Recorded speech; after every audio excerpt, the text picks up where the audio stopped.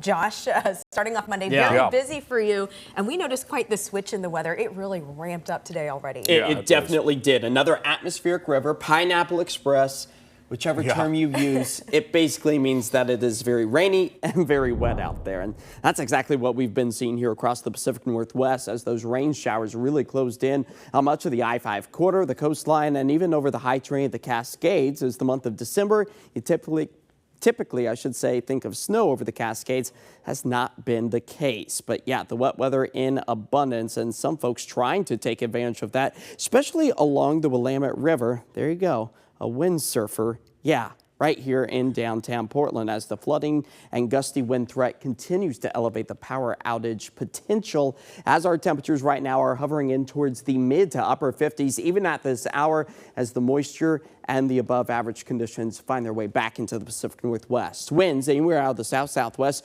nearing 10 to 15 miles per hour. Gusts could potentially near almost 45 miles per hour as we work our way through the rest of this evening. Seeing some improvements briefly for tomorrow before the next round of wind arrives. So at least for tonight, the potential for a few scattered power outages is a chance because of the abundance in moisture, the saturated soil. Those trees don't have as good of a grip as they would otherwise to fight against this wind advisory that takes us through 4 a.m. on Tuesday.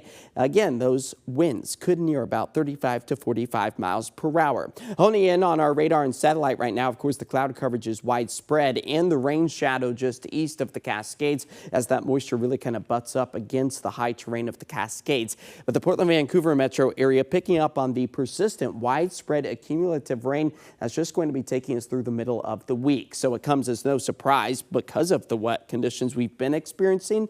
A flood warning is currently in effect right here in the Portland-Vancouver metro area. This is for the Johnson Creek area out towards the Sycamore area. Minor flooding a possibility expected to peak as we move our way into Tuesday. That's where it currently hovers right around 4.5 feet. Flood level a possibility Tuesday afternoon before we start to see some improvements. It's always a bit of a lag after the brunt of the moisture because of all of the runoff.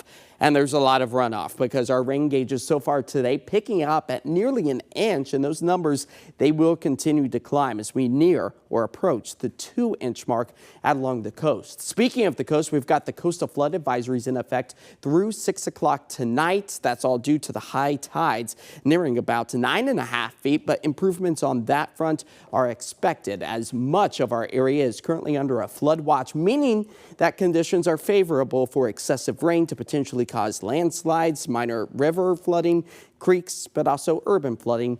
Talking about things like side streets and also parking lots as an atmospheric river keeps the flow of moisture and above average temperatures finding its way back into western Oregon and southwest Washington as we move our way through the middle of the week. And this is a strong atmospheric river. You can see that here highlighted by our orange dots where the threat is at its highest that we have seen at least so far this season. Wet weather takes us through the night tonight into the day tomorrow. Your morning commute, windshield wipers, they'll be going at full blast. Just the same for your evening commute with maybe a few dry pockets here and there, especially further south along the Willamette Valley.